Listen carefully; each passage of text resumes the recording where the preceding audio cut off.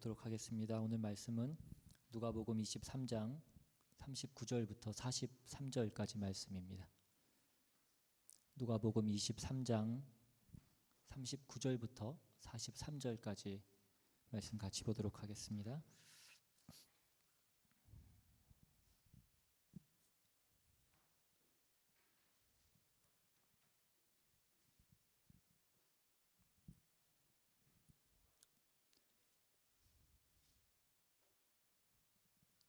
찾으셨으면 한 절씩 교독해서 읽겠습니다. 제가 먼저 읽습니다. 달린 행악자 중 하나는 비방하여 이르되 네가 그리스도가 아니냐 너와 우리를 구원하라 하되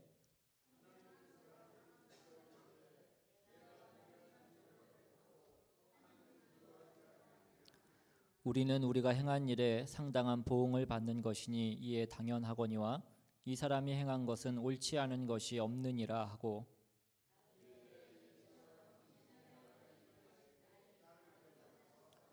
같이 읽습니다. 예수께서 이르시되 내가 진실로 내게 이르노니 오늘 내가 나와 함께 낙원에 있으리라 하시니라. 아멘. 기도하겠습니다. 하나님, 오늘도 귀한 그 생명의 말씀을 우리가 듣기를 원합니다. 종의 입술을 사용하여 주셔서 정말 성령의 그 말씀이 오늘 이 시간 이전에 울려 퍼지게 주님 도와주시옵시고 그 말씀이 우리 마음밭에 새겨질 수 있도록 주님 인도하여 주시옵소서. 말씀 가운데 우리가 주님의 사랑과 주님의 은혜를 다시 한번 깨닫게 되는 귀한 시간 될 수 있도록 주님 역사하여 주시옵소서. 모든 말씀 우리 주 예수 그리스도 이름으로 기도드리옵나이다. 아멘. 철학자 중에 한 사람이 현대인들의 특징을 불안과 공포와 절망이라고 그렇게 규정을 했습니다. 그렇다면 왜 오늘날 현대인들의 특징이 불안과 공포와 절망이 되었을까요? 그 철학자는 알의 비유를 들어서 이렇게 설명했습니다. 알은 발이나 날개가 없기 때문에 굴러서 다닙니다. 알 가운데는 작기로는 메추리알에서부터 크기로는 타조알까지 그렇게 큰 알도 있습니다. 그러나 굴러다닌다라는 것에 있어서는 작은 메추리알이나 큰 타조알이나 마찬가지인 것입니다. 그러면서 굴러다니면서 깨질까봐 늘 노심초사하는 것입니다. 그게 바로 불안과 공포와 절망이라고 그렇게 얘기했습니다. 그렇다면 그 불안과 공포와 절망을 극복할 수 있는 길은 무엇이겠냐는 것입니다. 말씀드린 대로 알이 늘 노심초사하는 것은 발과 날개가 없기 때문에 굴러다닐 수밖에 없기 때문이라고 말씀드렸습니다. 그렇기 때문에 그 불안과 공포와 그 절망을 극복할 수 있는 길은 그 알을 깨고 그 발과 날개로 훨훨 나는 것입니다. 그런데 여기서 중요한 것은 알이라는 것은 내가 깨면 병아리가 되지만 다른 사람이 깨면 후라이가 된다는 것입니다. 오늘 본문은 예수님께서 십자가에 달리셔서 하셨던 말씀 중에 두 번째로 하신 말씀입니다. 그날 예수님께서 십자가에 달리셨을 때에 그 예수님의 양편에 두 행악자도 예수님과 함께 그렇게 십자가에 못 박혀 있었습니다. 같은 내용을 기록하고 있는 마태복음과 마가복음에 보시면 이 두 행악자를 두 강도다라고 그렇게 기록하고 있습니다.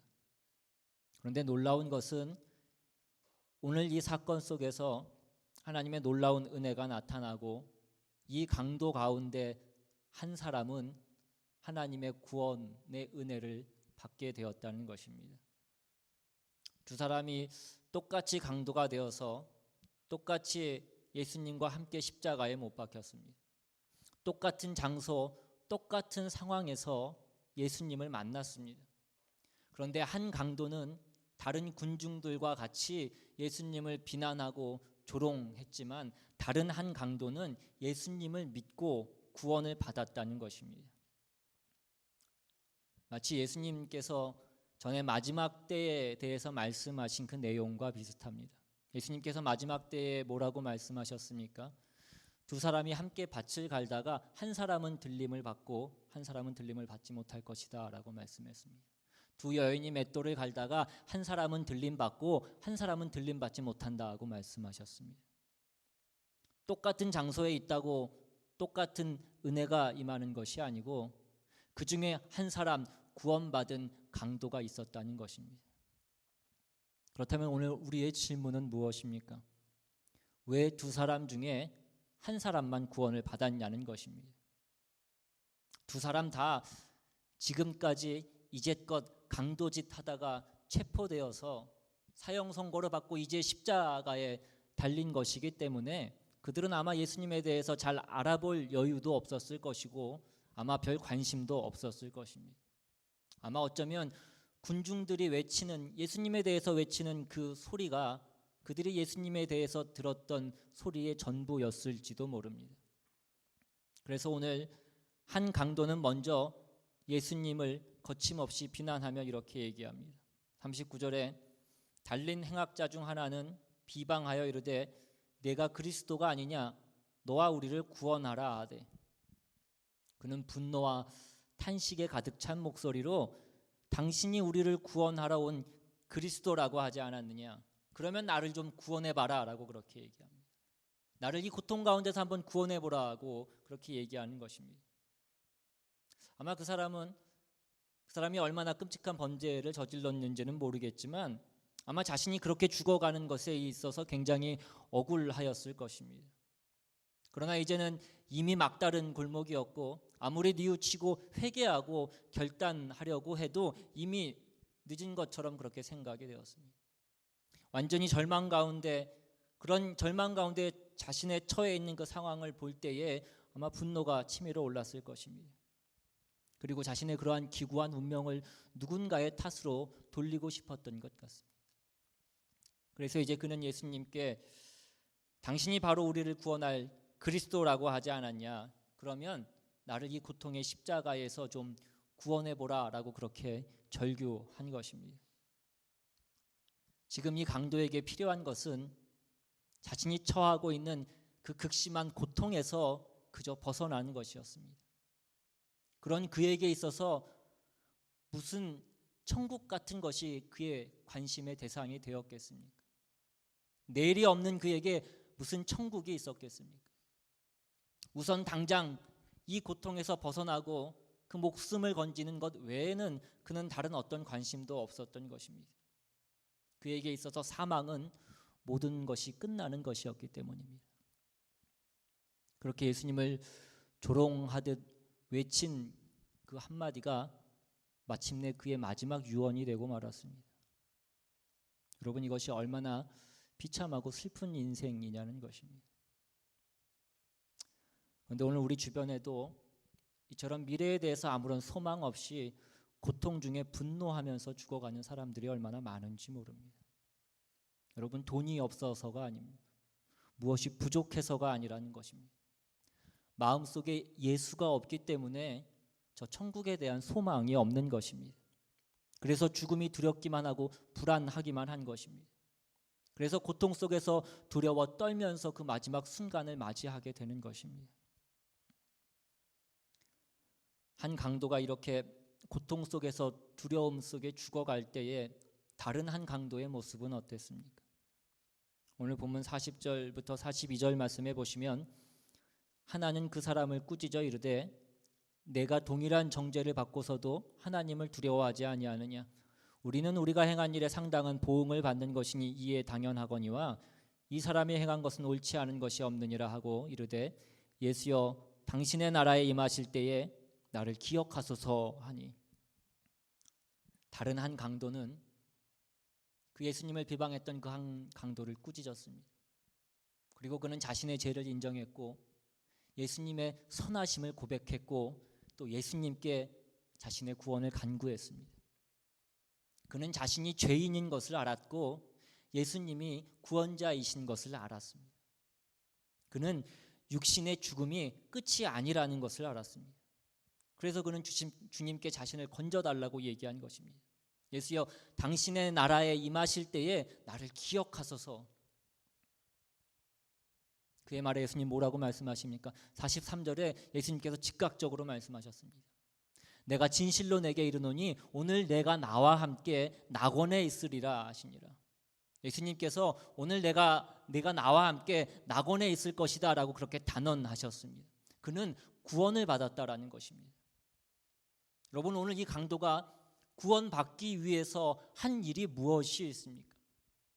그가 잘못한 것을 뉘우치고 회개하고 그 잘못한 것을 갚기 위해서 선행을 하고 고행을 해서 그가 구원을 얻었냐는 것입니다. 오늘 구원받은 강도는 예수님이 누구인지 알고 그를 믿었던 것밖에 없습니다. 그럼 도대체 예수님에 대해서 그가 무엇을 알고 무엇을 믿었냐는 것입니다. 첫째로 그는 예수님이 그리스도이신 것, 곧 구세주이신 것을 믿었습니다. 주님이 이 땅에 오신 가장 큰, 가장 중요한 목적이 무엇입니까? 우리를 죄 가운데서 구원하시기 위한 것이었습니다. 그래서 그 이름이 예수고 그리스도입니다. 마태복음 1장 21절에 보시면 아들을 낳으리니 이름을 예수라 하라. 이는 자기 백성을 그들의 죄에서 구원할 자이심이니라.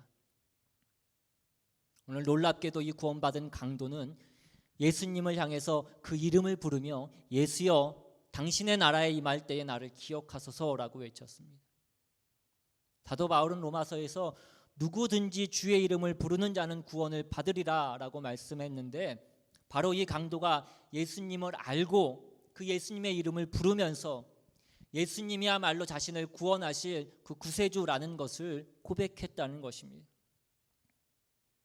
이 강도는 어디에서 이런 믿음이 생겼을까요? 이 강도는 십자가에서 예수님이 자기를 못 박는 그 사람들을 용서하시는 그 말씀을 들었을 것입니다. 지난주 본문이었던 34절에서 예수님이 아버지 저들을 사하여 주옵소서 자기들이 하는 것을 알지 못함이니이다 라고 말씀하시는 그 놀라운 그 충격적인 말씀을 그는 들었던 것입니다.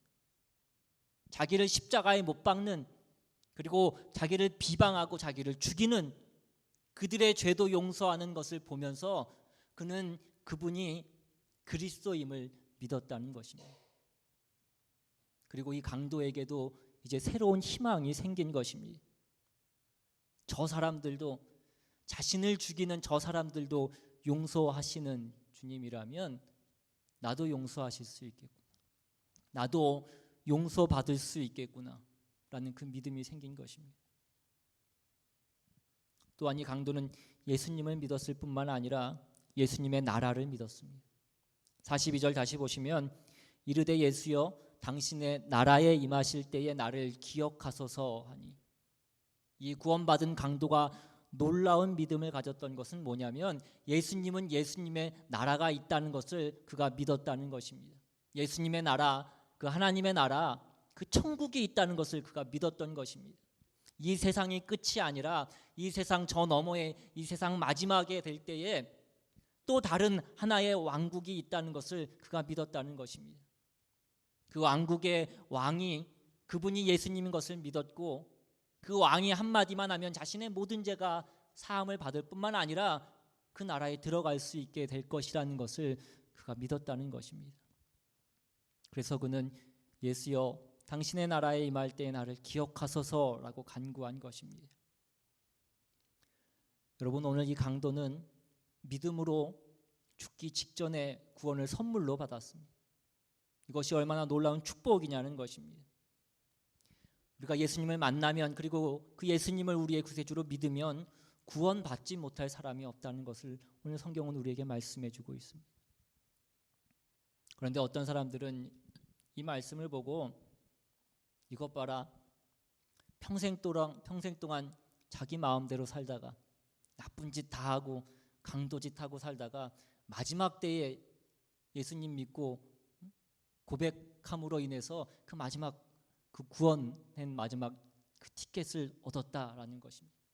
그러니까 나도 지금은 내 마음대로 살다가 마지막 때에 그 죽기 직전에 내가 예수님 믿고 내가 예수님을 고백하고 내가 그렇게 천국에 가면 되지 않겠냐라고 그렇게 얘기합니다. 여러분은 어떻게 생각하십니까? 여러분 혹시 너무 일찍 믿으신 것에 대해서 조금 억울한 마음이 들지는 않으십니까? 여러분 오늘 우리가 유의해야 될 것은 첫째로는 내가 언제 죽을지 모른다는 것입니다. 우리는 오늘 자다가 주님 부르시면 주님께 갈 수도 있습니다. 두 번째로 이 강도의 경우에는 예수님을 만났던 그 첫 순간에 예수님을 믿었다는 것입니다. 그가 예수님을 알고 있으면서도 계속 대면을 하고 있으면서도 계속 기회가 있는데도 내가 아직 시간이 있다라고 그렇게 답한 것이 아니라는 것입니다. 더군다나 이 강도는 모두가 예수님을 배척하고 비난할 때에 그는 예수님을 믿었다는 것입니다. 여러분 우리가 예수님을 만나면 구원의 길이 있습니다. 그러나 우리가 그것을 마지막까지 우리는 미룰 수 없습니다. 언제까지 그 기회가 우리에게 보장되어 있지 않다는 것입니다. 아직 우리 인생에 기회가 있을 때에, 시간이 있을 때에 내가 죄인됨을 인정하고 주님이 나의 구원자이심을 고백하고 하나님의 자녀로 살아가는 그 축복을 누리시기를 바랍니다. 그리고 그 복음을 전하실 수 있기를 바랍니다. 지난주 본문부터 오늘 본문까지 말씀 중에 가장 많이 반복되는 한 말씀이 있다면 너 자신을 구원하라 라는 그런 얘기입니다. 본문에 보시면 지난주 본문부터 그 종교 지도자들도 그 로마의 군인들도 오늘 본문에 나오는 그 십자가에 못 박힌 강도도 예수님을 비난하고 조롱하면서 너 자신이나 구원하라 라고 그렇게 얘기했습니다. 여러분 오늘날 세상의 사람들은 구원에 갈급해 있습니다. 물론 기독교에서 말하는 그 구원의 개념과는 좀 다르지만 사람들의 욕구를 가장 잘 반영하고 있다는 영화를 봐도 드라마를 봐도 그것이 무슨 액션 영화든 로맨스 영화든 무슨 막장 드라마든 간에 구원자가 나타나서 자신을 구원해 주기를 간절히 바란다는 것입니다. 나를 이 밑바닥에서, 나를 이 위기에서, 나를 이 문제 가운데서 누군가 나타나서 나를 구원해 주기를 갈망하고 있습니다. 그래서 세상의 많은 이야기는 다 구원자 이야기인 것입니다. 그런데 인간이 이 구원자를 간절히 바라지만 엉뚱한 곳에서 그 구원자를 찾기 때문에 그 구원자를 찾지 못하고 그래서 그들이 구원자를 찾지 못할 때에 자신이 스스로를 구원하려고 발버둥 치는 것입니다. 그리고 아무리 발버둥 쳐도 안 될 때에 인생을 포기하고 세상을 원망하는 것입니다. 나는 안 된다고 얘기하고 돌아가기엔 너무 늦었다라고 그렇게 얘기하는 것입니다. 여러분 왜 사람들이 진정으로 그 구원자를 찾지 못하냐는 것입니다. 어느 대학 수학 수업 시간에 있었던 일이라고 합니다. 교수가 강의실에 들어와서 칠판에다가 숫자 2, 4, 8를 적었습니다. 그리고 숫자를 적은 뒤에 학생들에게 물었습니다. 이것의 답이 무엇일까요? 학생들이 앞다투어 손을 들고 이렇게 얘기했습니다. 14입니다. 세 개의 숫자를 더한 합입니다. 그러자 또 다른 학생은 제가 보기에는 수열 같습니다. 다음에 오는 그 숫자를 맞춰야 되는데 16인 것 같습니다. 또 다른 학생은 수열의 곱하기를 응용한 것인데 64가 답입니다. 그렇게 얘기했습니다. 그러자 교수가 학생들에게 이렇게 얘기합니다. 여러분 모두 답을 찾는데 굉장히 열심입니다. 그런데 여러분이 굉장히 중요한 것을 잊고 있다는 것입니다. 그것은 여러분이 문제가 무엇인지를 묻지 않았다는 것입니다. 여러분 우리 인생에서도 언제나 문제가 주어집니다. 문제를 아는 그 인생은 그 문제를 해결하기 위해서 열심히 고민하면서 살아갑니다. 그런데 그 문제를 풀기 위해서 그 문제가 무엇을 의미하는지는 진지하게 묻지 않는다는 것입니다. 정확한 문제를 모르고 답을 찾는 것처럼 답답한 것이 없습니다. 그래서 답을 모르는 인생은 절망스럽고 답을 찾을 수 없는 이유는 그 문제가 무엇인지를 모르기 때문이라는 것입니다. 여러분 우리가 문제가 무엇인지 모르면 답을 찾을 수 없는 것처럼 우리는 우리 인생의 근본적인 문제가 무엇인지를 모르면 우리는 진정한 구원을 찾을 수가 없습니다. 여러분 인간의 문제는 우리가 스스로 우리를 구원할 수 없다는 것입니다. 우리는 우리 인생의 유일한 구원자이신 그 예수 그리스도를 만나야 되고 그를 우리의 구원자로 믿어야 됩니다. 그러면 우리 인생의 어느 한순간의 기회, 한순간의 만남으로도, 한순간의 믿음으로도 우리의 인생은 얼마든지 역전될 수 있습니다. 뉴욕 양키스의 전설적인 포수였던 요기 베라가 한 명언이 있습니다. 끝날 때까지는 끝난 것이 아니다.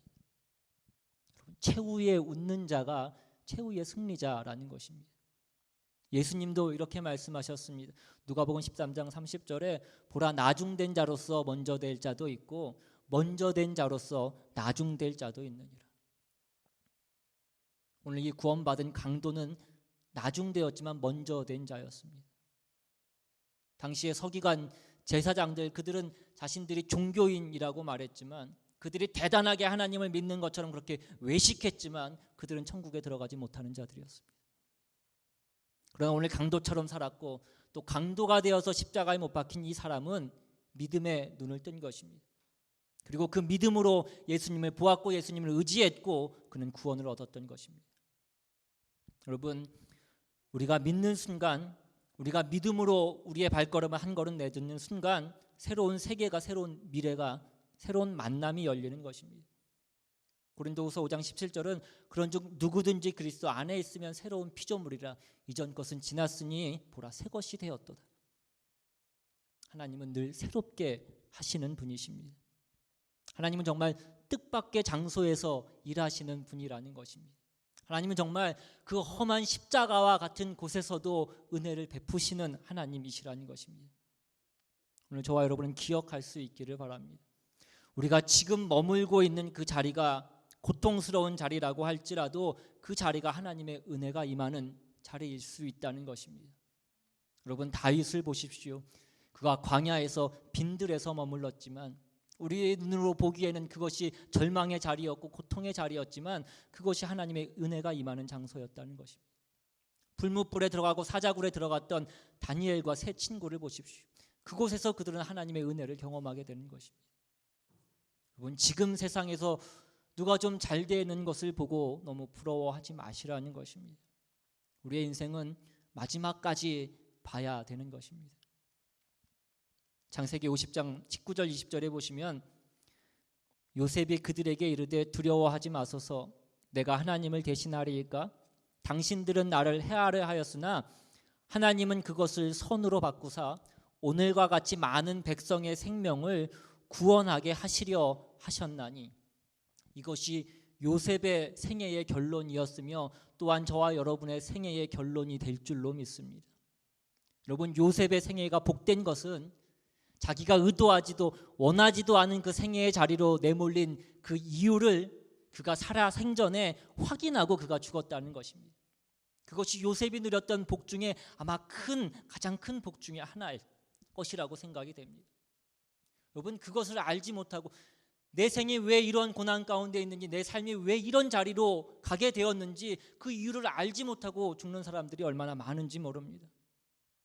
내가 왜 이 인간을 만나서 이렇게 한평생 고생을 하는지, 내가 왜 이 사업을, 내가 왜 일을 시작해서 내가 이렇게 고생을 하는지, 내가 왜 이 부모를 만나서, 내가 왜 이 자식을 만나서, 내가 어쩌다 이 교회에 들어와서 이런 사람들을 만나고 사는지, 내가 왜 저 목사의 지겨운 설교를 그렇게 들어야 되는지, 여러분 그것을 다 이해하시면서 살아가고 계십니까?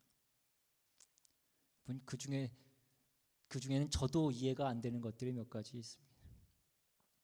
그러나 그것에 대한 답을 너무 쉽게 손에 주려고 하지 마시고 모르면 모르는 대로 예수 안에서 여러분들에게 주어진 그 생과 삶을 누구보다도 진실하고 치열하게 그리스도인으로서 우리가 살아내야 된다는 것입니다. 그러면 우리 삶의 어느 순간에 요셉에게 주어졌던 그 은혜가 우리의 삶 가운데에도 주어지게 될 것입니다. 내가 이러이러한 이유로 너의 삶을 이런 자리로 몰아넣었다라고 하는 그 분명한 하나님의 은혜를 우리가 깨닫게 될 것입니다. 그러므로 우리는 어떤 사람을 향해서도 함부로 대해서는 안 됩니다. 어떤 사람이든지 우리는 늘 기대를 가지고 그 사람을 대해야 됩니다. 우리 자녀 가운데 임하실 그 하나님의 역사를 우리가 기대하면서 우리의 자녀를 바라봐야 될 것입니다. 여러분, 라합은 기생이었습니다. 그런 그가 하나님의 딸이 되고 하나님의 백성이 될지 누가 알았겠냐는 것입니다. 그런 그가 예수님의 족보에 들어갈지 누가 알았겠냐는 것입니다. 남편을 잃고 정말 거지가 되어서 시어머니를 쫓아서 베들레헴으로 돌아왔던 그 루시라는 여인이 나중에 보아스를 만나고 오벳을 낳고 예수님의 족보에 들어가게 될지 누가 알았겠냐는 것입니다. 포로로 끌려다니던 그 다니엘이 한 나라의 재상이 돼서 하나님의 영광을 드러낼지 누가 알았겠냐는 것입니다. 아버지도 무시했고 형들도 무시했던 그 막내 다윗이 그 목동이 왕이 될지 누가 알았겠냐는 것입니다. 여러분, 성경은 놀라운 역전의 드라마입니다. 이 놀라운 역전의 드라마가 오늘 우리들의 삶 가운데서도 계속해서 일어나고 있는 것입니다. 여러분, 하나님의 사람들은 환경을 탓하면서 절망하지 않았습니다. 하나님을 믿음으로 새로운 역사와 인생을 개척한 사람들입니다. 우리가 믿음을 가졌다면 우리의 건강의 유무나 어떤 재산의 유무나 우리의 학력의 유무나 나이와 상관없이 얼마든지 우리의 인생 가운데 우리는 역전이 가능할 것입니다. 심지어 우리가 과거에 어떤 죄를 졌다고 할지라도 오늘 성경은 말씀하는 것입니다. 예수를 믿기만 하면 우리의 모든 죄를 용서받고 새로운 인생을 시작할 수 있다라고 오늘 우리에게 말씀해 주고 있습니다. 여러분, 그 십자가의 은혜는 그러나 간구하는 자에게 임합니다. 오늘 구원받은 강도는 예수님께 구했습니다. 예수여, 당신의 나라에 임할 때에 나를 기억하소서. 어쩌면 그는 정말 예수님께 큰 것을 구한 것입니다. 어쩌면 정말 뻔뻔한 것을 구한 것일 수도 있습니다. 어떻게 이제까지 강도짓 하다가 이제 와서 예수님 만나고 예수님 구원해 달라고 그렇게 말할 수 있습니까? 그러나 오늘 예수님 보시면 예수님 그것을 너무나 좋아하셨습니다. 그의 염치 없고 그 뻔뻔한 기도를 예수님 너무나 기뻐하셨고 바로 응답하셨습니다. 내가 진실로 내게 이르노니 오늘 네가 나와 함께 낙원에 있으리라 라고 말씀하셨습니다. 여러분, 우리의 믿음의 기도가 얼마나 놀라운 결과를 가져오는지 우리는 알아야 되는 것입니다. 사실 우리는 너무나 작은 것만을 하나님께 구하면서 기도합니다. 우리는 매일 우리가 무엇을 먹을까, 무엇을 마실까, 무엇을 입을까, 그런 세상적인 것들만 하나님께 구합니다. 우리가 정말 큰 것을 구하지 않기 때문에 우리는 하나님께 기대하지도 않는다는 것입니다. 여러분, 우리가 정말 큰 것을 구하는 사람은 기도하지 않을 수 없습니다. 여러분, 하나님을 기쁘시게 하는 것은 우리의 믿음입니다. 믿음이 없이는 하나님을 기쁘시게 할 수 없다라고 말씀했습니다. 예수님 곁에 있던 이 구원받은 강도가 믿음으로 주님을 기쁘시게 해드린 것입니다. 어쩌면 마지막 그 예수님의 십자가의 고통을 덜어준 사람은 이 구원받은 강도가 아니었을까라는 그런 생각까지 해보게 됩니다. 예수님 얼마나 힘드셨겠습니까? 예수님 그 십자가에서 얼마나 외로우셨겠습니까? 그런데 이 예수님 곁에 있던 이 구원받은 강도가 예수님을 기쁘게 해드린 것입니다. 예수님, 당신이야말로 진정한 그리스도이십니다. 당신이야말로 내 삶의 구원자이십니다. 당신이 정말 왕 중의 왕이십니다. 예수님 가장 기뻐하시는 것이 무엇이라고 말씀하셨습니까? 누가복음 15장 7절에 보시면 내가 너희에게 이르노니 이와 같이 죄인 한 사람이 회개하면 하늘에서 회개할 것 없는 의인 99으로 말미암아 기뻐하는 것보다 더하리라. 예수님 십자가상에서 이 기쁨을 누리신 것입니다. 여러분, 우리가 우리 인생에서 우리 고통스러운 환경 가운데서 고통 가운데에도 기쁨이란 게 있다면 우리는 그 고통을 이길 수 있을 것입니다. 여러분, 무엇이 기쁨입니까? 여러분, 무엇이 우리 삶 가운데 기쁨이냐는 것입니다. 우리가 우리의 목적을 이루어 갈 때, 주님께서 우리에게 주신 그 사명을 이루어 갈 때 우리는 고통 중에도 기뻐할 수 있는 것입니다. 여러분, 우리가 하나님을 뭘 가지고 기쁘시게 할 수 있냐는 것입니다. 믿음이고 하나님을 믿으면서 하나님 앞에 믿음으로 나아갈 때 하나님께서 기뻐하신다는 것입니다. 오늘 여러분 어디에 계십니까? 혹시 어려움 가운데, 고통 가운데 계시지는 않냐는 것입니다. 그렇다면 기억하십시오. 오늘 본문 가운데 있는 강도는 최악의 상황, 최악의 순간, 최악의 장소에서 하나님이 주시는 그 놀라운 기적의 은혜를 맛보았다는 것입니다.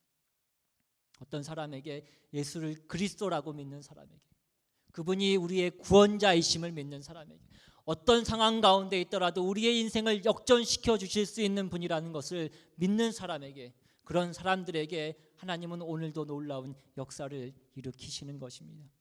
오늘 이 믿음 가지고 하나님 놀라운 은혜 안에 살아가시는 저와 여러분 다 되시기를 주님의 이름으로 축원합니다. 우리 시간 찬양하고 함께 받은 말씀 생각하시면서 기도하기 원합니다. 정말 죽을 수밖에 없는 우리들 주님께서 십자가에 달려 돌아가심으로 그 생명을 내어주심으로 우리를 구원하셨습니다. 다른 무엇이 아니라 우리가 무엇을 해서가 아니라 우리가 주님을 온전히 믿고 주님이 우리의 구원자 되시고 주님이 내 삶을 구원해 주실 것을 우리가 온전히 믿음으로 주님이 우리를 구원해 주시는 줄로 믿습니다. 오늘 주님의 그 은혜와 주님의 그 사랑을 다시 한번 기억하면서 함께 찬양하기 원합니다.